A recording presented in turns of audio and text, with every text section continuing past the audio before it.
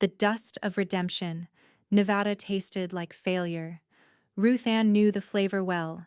It was the same grit that had coated her tongue on the long journey west, the same fine powder that settled on the Bible in her lap as the preacher's words turned to ash in his mouth. He had stopped mid-sentence, his gaze fixed on the back of the small clapboard church. A man had entered, whispered something to Mr. Abernathy, her intended, and the world had tilted on its axis. Mr. Abernathy, a man whose prosperity was measured in the tight stretch of his waistcoat over a well-fed belly, had paled. He'd looked at her, Ruth Ann, standing beside him in her best calico dress, a dress she had sewn herself from fabric he'd sent, and his face had curdled. The look was not one of sorrow, but of a man who'd just discovered a rot in a barrel of prize apples. He had cleared his throat, a wet, nervous sound that echoed in the sudden silence of the church. "There has been a mistake," he announced to the assembled townspeople. "A misunderstanding. This union cannot proceed." He did not look at her again. He walked out of the church, leaving her standing alone at the altar. The whispers started then, a dry rustle like snakes in the grass. Rejected. The word hung in the air, thick and suffocating. The preacher mumbled an apology and retreated. The townspeople, her neighbors for the 2 weeks she'd been in redemption, filed out, their eyes sliding past her as if she were a ghost.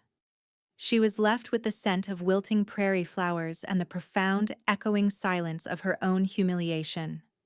She walked out into the punishing afternoon sun. Her trunk, containing all her worldly possessions, sat where the stage had left it, near the door of Abernathy's mercantile. It looked small and lonely. She had no money. The Ticket West had taken everything her father had left her. Mr. Abernathy, a mail-order arrangement made with promises of stability and godliness, was meant to be her new beginning. Now he was just another closed door in a life full of them. She stood by the water trough, not drinking, just watching the dust devils dance down the main street. People moved around her, their paths curving to give her a wide berth. She was a stain on the town's orderly day, an embarrassment to be ignored. As the sun began to dip below the jagged peaks to the west, casting long, lonely shadows, a horseman approached. He rode a tall bay, the leather of his saddle worn to a soft gleam. He pulled up not in front of her, but beside her, his horse dipping its nose to the water. The man was Bridger Holt. She knew the name. Everyone in Redemption knew it.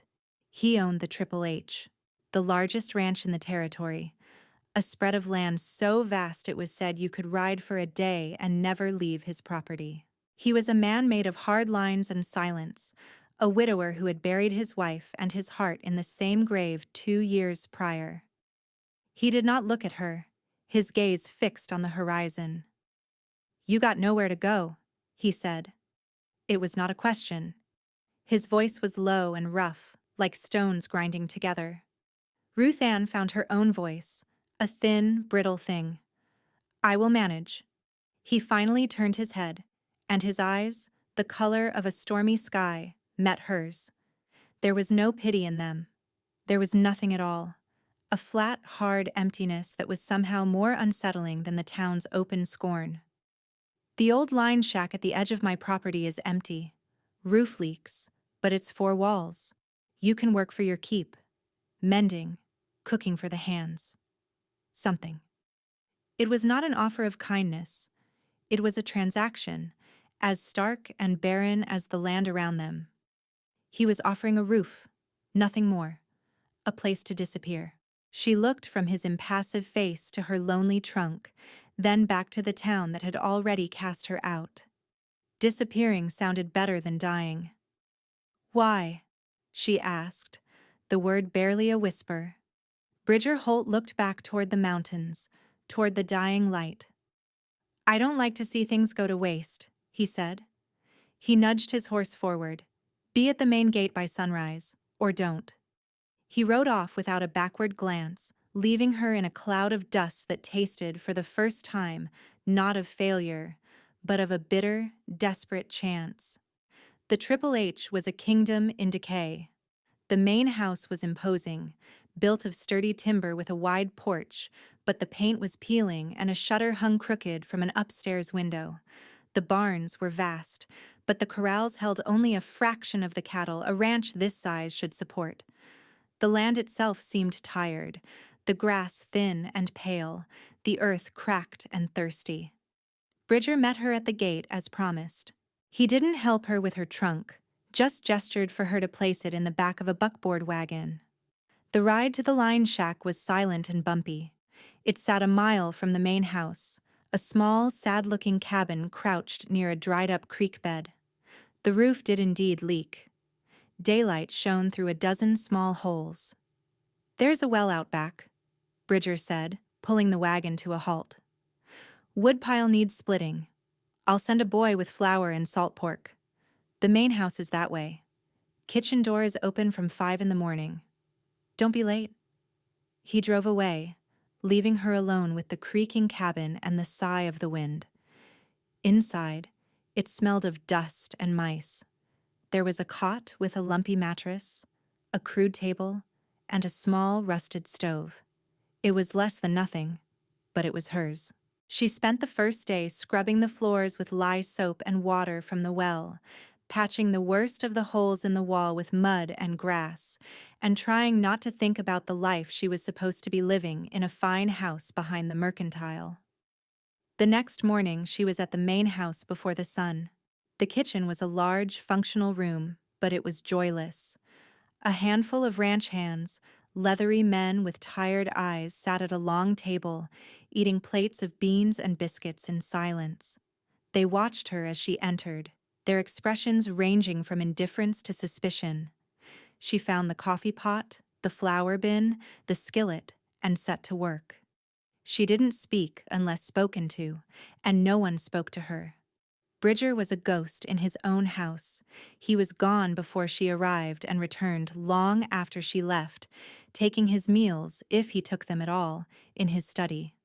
She only saw him from a distance, a tall, solitary figure on horseback, surveying his failing lands. It was in her walks to and from the line shack that she began to see the problem. It wasn't just a dry spell. The cattle were listless, their coats dull. They avoided certain patches of grazing land, congregating near the few muddy water holes. She saw a calf stumble and fall, too weak to rise. One of the hands, a man named Moss, rode out and put it out of its misery with a single shot. He didn't say a word, just shook his head and coiled his rope. One afternoon she strayed from the path, walking toward one of the patches the cattle avoided. Crouching down, she saw it. A small, pretty plant with delicate purple flowers. Back home, her father had called it devil's trumpet. Harmless to the touch, but poison to livestock if they ate enough of it, and they would, if other grazing was scarce. It caused lethargy, weakness, and eventually, death.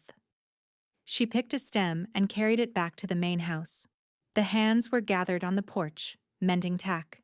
Bridger was there, leaning against a post, his face a mask of grim frustration as he listened to his foreman. "Lost another 2 head this morning, boss," the foreman, a heavy-set man named Calloway, was saying. "Just laid down and died. It's the water. It's got to be." Ruth Ann stopped at the bottom of the porch steps. All eyes turned to her. She felt a familiar flush of humiliation, the outsider daring to intrude. But the image of the dying calf was sharp in her mind. She held up the plant. "It's not the water," she said, her voice clear and steady. "It's this. They're eating this." Calloway snorted. "That's just loco weed.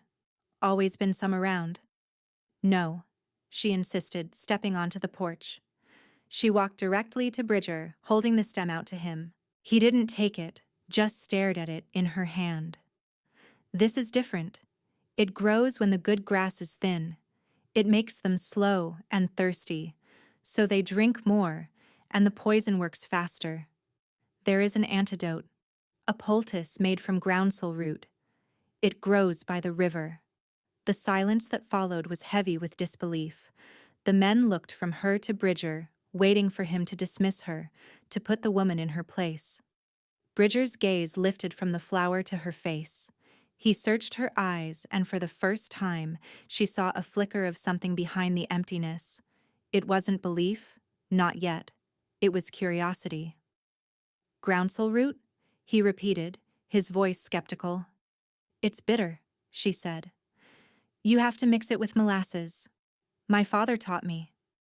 He stood there for a long moment, the fate of his ranch held in the balance between the foreman's gruff certainty and the quiet conviction of the rejected bride he'd given shelter. He looked at the dying land around him, at the faces of his men, and then back at her. Show me, Bridger Holt said, and in those two words, something shifted. The ground beneath her feet felt, for the first time since she'd arrived in Redemption, a little more solid. For 3 days, Ruth Ann worked from dawn until well past dusk. She showed the ranch hands how to identify the groundsel, its ragged leaves and small yellow flowers that grew in the damp earth along the riverbank. They were skeptical, their movements grudging at first, but Bridger's quiet order held them to the task. They filled burlap sacks with the roots, and she showed them how to wash and grind them into a thick, dark paste.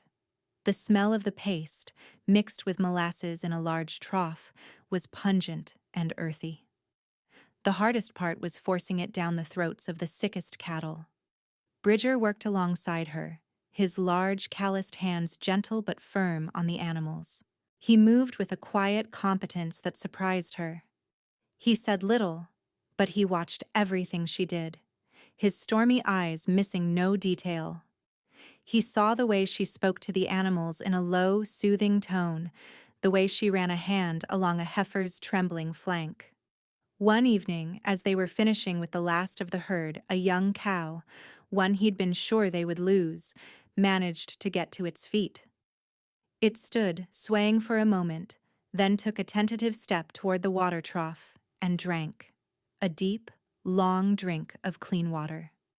A collective breath was released among the men. Moss, the quiet hand, caught her eye and gave a short, sharp nod. It was more praise than she had received in months. Bridger said nothing, but as she turned to leave, he spoke her name. Ruth Ann. It was the first time he had used it. It sounded different in his mouth, solid and real. The roof on the shack.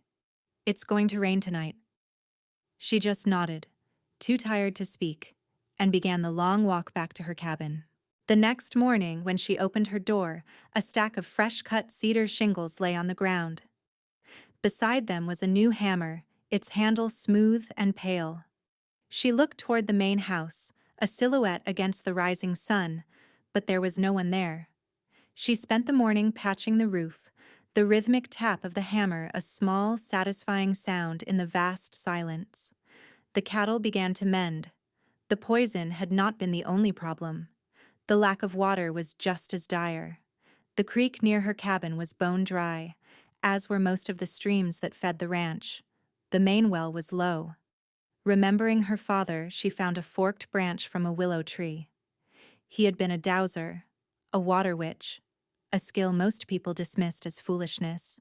He had taught her how to hold the branch, how to walk the land and feel for the pull of the earth, for the secret rivers that ran deep underground. She felt foolish herself, walking the parched fields with the forked stick held out before her. Some of the ranch hands saw her and laughed, nudging each other. She ignored them, her focus narrowed to the feel of the wood in her hands. She walked for hours, her senses attuned to the subtle dips in the land, the places where the vegetation was a shade greener. Then, in a small hollow not far from the main barn, she felt it. A tremor, a deep, insistent pull that bent the tip of the willow branch toward the ground. It was so strong it nearly yanked the stick from her hands. She marked the spot with a pile of rocks and went to find Bridger. He was in the barn, repairing a harness, his hands moving with methodical precision. "There's water," she said, her voice breathless from her walk. "Here, close to the barn. Deep, but it's there." He stopped his work, wiping his hands on a rag. He looked at the willow branch still in her hand, then at her earnest face. A flicker of a smile, so faint it was barely there, touched his lips. "Water witching?" "My father found water where engineers said there was none," she replied, her chin lifting slightly. "He trusted the land more than their maps." Bridger looked out the barn door toward the hollow she'd indicated. He was a practical man, a man who trusted what he could see and touch.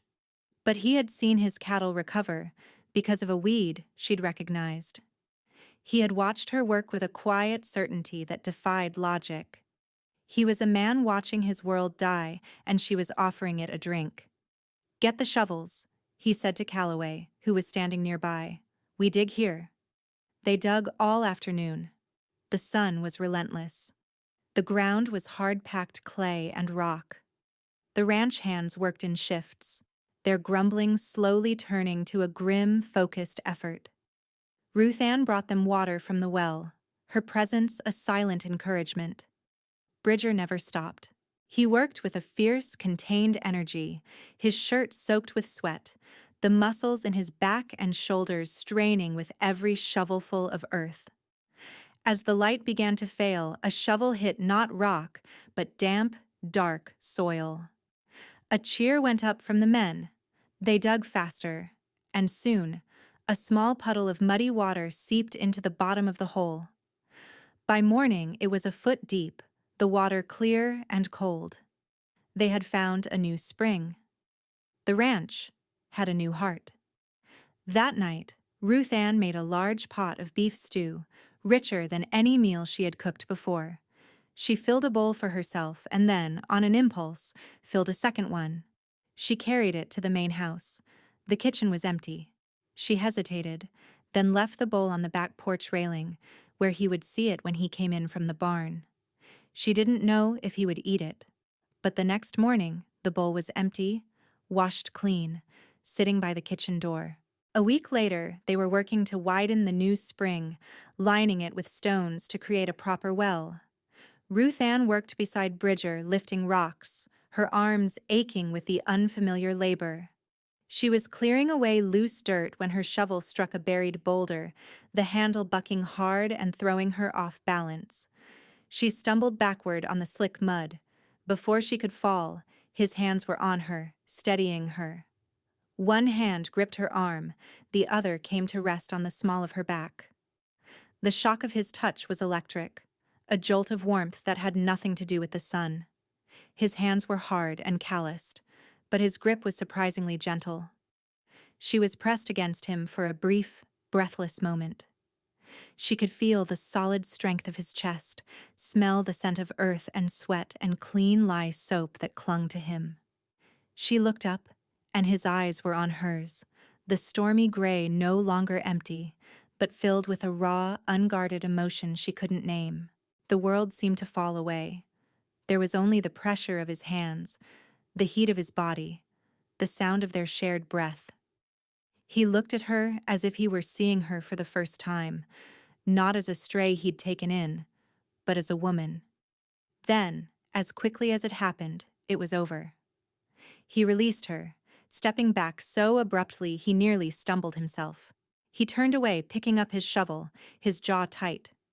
"Watch your footing," he said, his voice rougher than usual. He didn't look at her again for the rest of the day.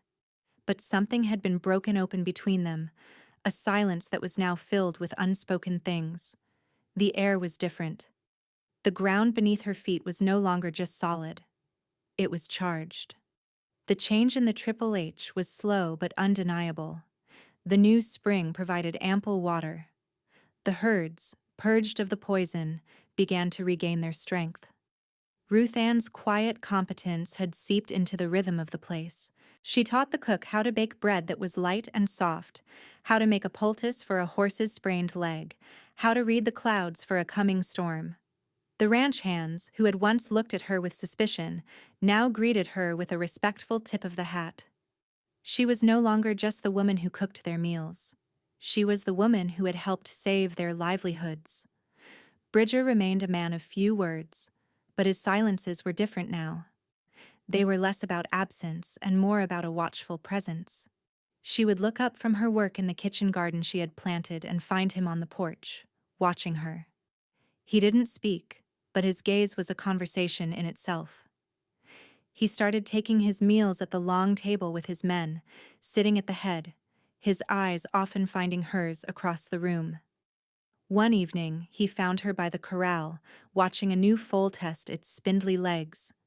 She was stroking the mare's nose, murmuring softly. "You have a way with them," he said, his voice startling her.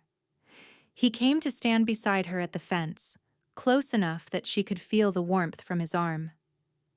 "They just need to know you mean them no harm," she said, not looking at him.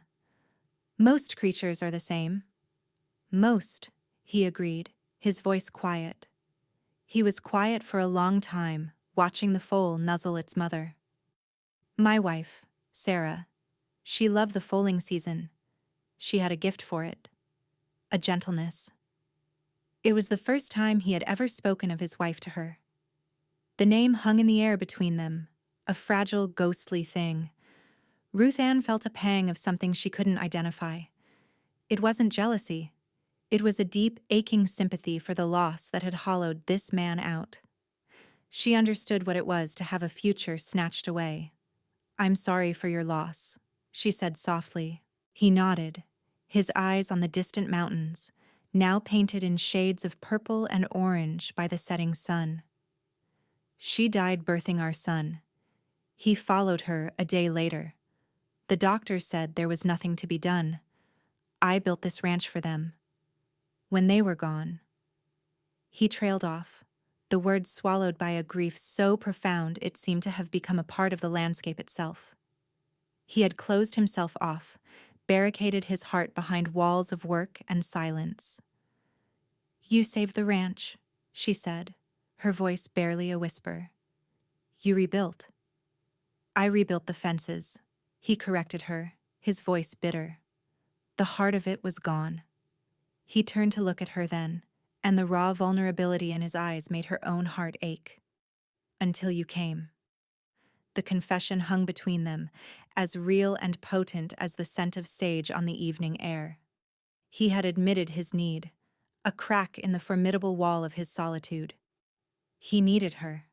And that need, she was beginning to realize, terrified them both. Before either of them could say more, Calloway came striding out of the barn, his face grim. "Boss, there's a rider from town, from the bank."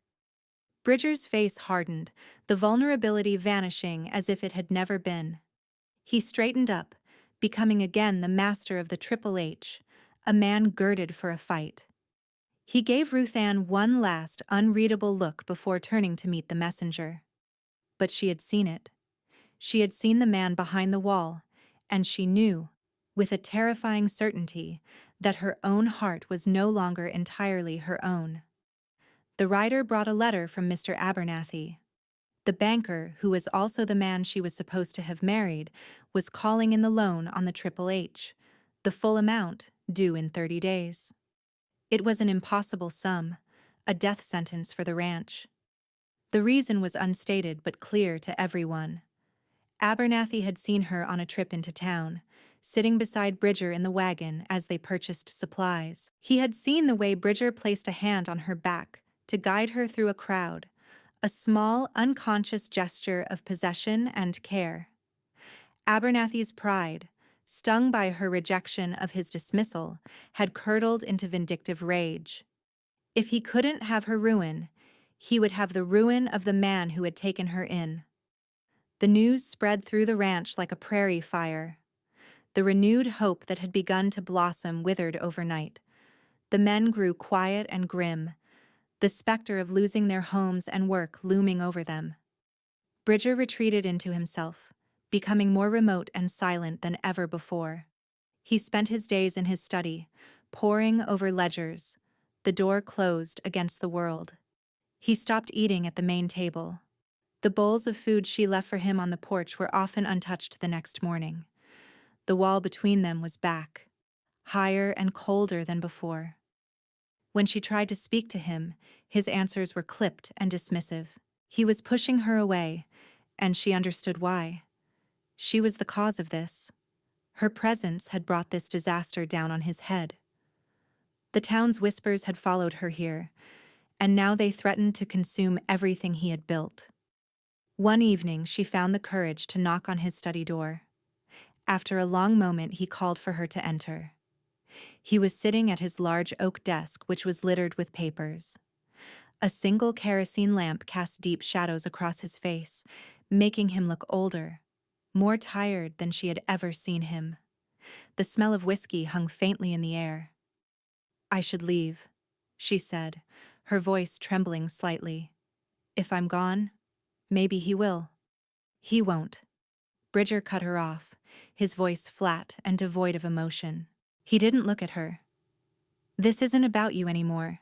It's about his pride. He wants to see me broken." "But I am the reason," she insisted, her guilt a physical weight in her chest. "I have brought you nothing but trouble." He finally looked up, his eyes bleak. "You brought the rain," he said, his voice so low she almost didn't hear it. He meant the water, the spring, the life she had brought back to his land. But the words held a deeper meaning that twisted her heart. He was acknowledging what she had done, and in the same breath, preparing to cast it aside. "This ranch," he began, gesturing vaguely at the papers. "I lost it once before, after Sarah died. I nearly drank it into the ground. I won't lose it again, and I won't be the cause of another person's ruin." His gaze was distant, lost in a past she couldn't see. He was talking about his wife, about his own guilt. And now he was lumping her into that same category of loss and failure. He stood up, walking to the window and staring out into the darkness. "It's better if you go, Ruth Ann. There's a stage that leaves for Carson City on Friday. I'll give you the fare. You can make a new start there, where no one knows you." The words struck her with the force of a physical blow. Rejected again. Not with the public cruelty of Abernathy, but with the quiet, devastating finality of a man trying to protect himself from feeling anything more. He was sending her away not to protect her, but to protect himself. He couldn't bear to have something to lose again. Tears burned behind her eyes, but she would not let them fall. She had not cried in the church, and she would not cry now. She lifted her chin, her back straight. "As you wish, Mr. Holt," she said, her voice cold and formal. She turned and walked out of the study, closing the door softly behind her. She went back to the small, sad cabin that had been her sanctuary. It felt like a cage now. She packed her few belongings into her trunk, her movements stiff and mechanical. She was once again the woman with nowhere to go, cast out by a man she had, against all reason, come to care for. The dust of redemption was on her tongue again, and it still tasted of failure. She would leave at dawn. She wouldn't wait for his charity or his stagecoach fare. She would walk away with the same quiet dignity she had arrived with, leaving him alone with his ghosts and his dying ranch. The line shack was cold. Ruth Ann didn't light the stove. She sat on the lumpy cot, her packed trunk at her feet, and stared at the rough-hewn walls. The shingles Bridger had cut for her were visible in the moonlight slanting through the window, a testament to a kindness that had been revoked. She was trapped in a loop, always the outsider, always the one left behind. Leaving was the only answer. It was what he wanted. It was what she had always done. But as she sat there in the crushing silence, a different feeling began to surface, pushing through the grief and humiliation. It was a slow, burning anger. Anger at Abernathy for his petty cruelty. Anger at the town for its swift judgment. And a deep, profound anger at Bridger Holt for giving up. He was a fighter. He had fought to build this ranch, fought his way back from grief. Why wouldn't he fight now? Why was he letting Abernathy win? He was pushing her away to save himself from pain, but he was choosing a different kind of death, a slow decay of loneliness and regret. And he was asking her to accept the same fate. She thought of the new spring, the cool, clear water she had found bubbling up from the earth. She had brought life back to this place. She would not let it be choked off by the cowardice of two proud men. She wouldn't run. Not this time. There had to be another way. Her mind raced, sifting through every detail, every conversation she had overheard. The answer, she felt, was not in strength, but in knowledge. It was in the papers on his desk. She stood up, her decision made. She was not leaving. She was fighting. She walked back to the main house, a solitary figure moving through the moonlight. The house was dark and silent. The kitchen door was unlocked, as always. She crept through the sleeping house, her heart pounding, until she reached the study. The door was ajar. A low light still burned from within. She peered inside. Bridger was not at his desk. He was slumped in a large leather armchair by the cold fireplace, a half-empty bottle of whiskey on the floor beside him, asleep. Quietly, she slipped into the room. The desk was a chaos of documents, deeds, bills of sale, loan agreements, maps. She lit another lamp, her hands moving with a desperate urgency. She might not know cattle, but her father had taught her to read a contract. He'd been cheated out of his own land by a clause hidden in fine print. "The devil is always in the details, Ruth Ann," he used to say. She started with the original deed for the Triple H, tracing the property lines with her finger. Then she found the loan agreement with Abernathy's bank. It was ironclad. But there was another, older document tucked beneath it, a territorial charter from when the land was first settled. It detailed the original water rights for the entire valley. Her eyes scanned the dense, spidery script, and then she saw it. A clause, written in the flowery legal language of a bygone era. It granted the original holder of the Triple H property, and all subsequent owners, perpetual and unrestricted easement rights to the Redemption River for the purpose of watering stock, from the northernmost bend to the southern fork. Her breath caught in her throat.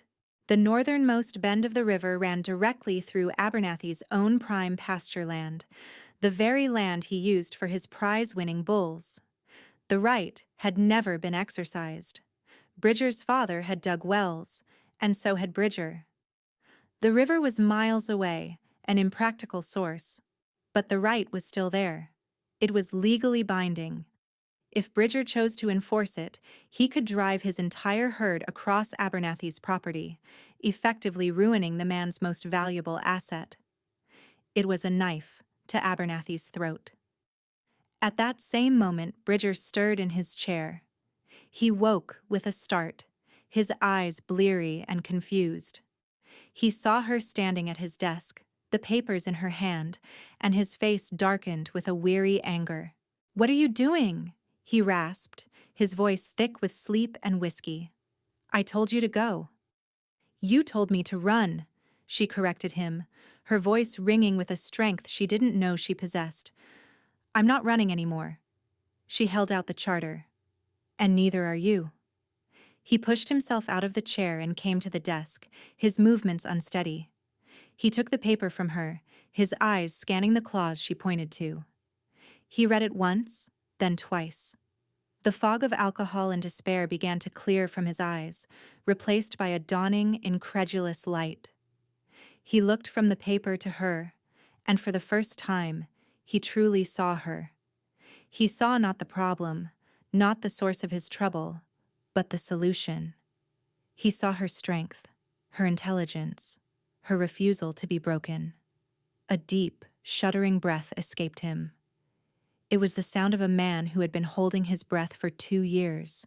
He had been so focused on his own guilt, his own fear of loss, that he had failed to see the gift that had been offered to him.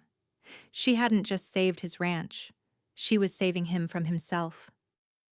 "Ruth Ann," he said, her name a prayer on his lips.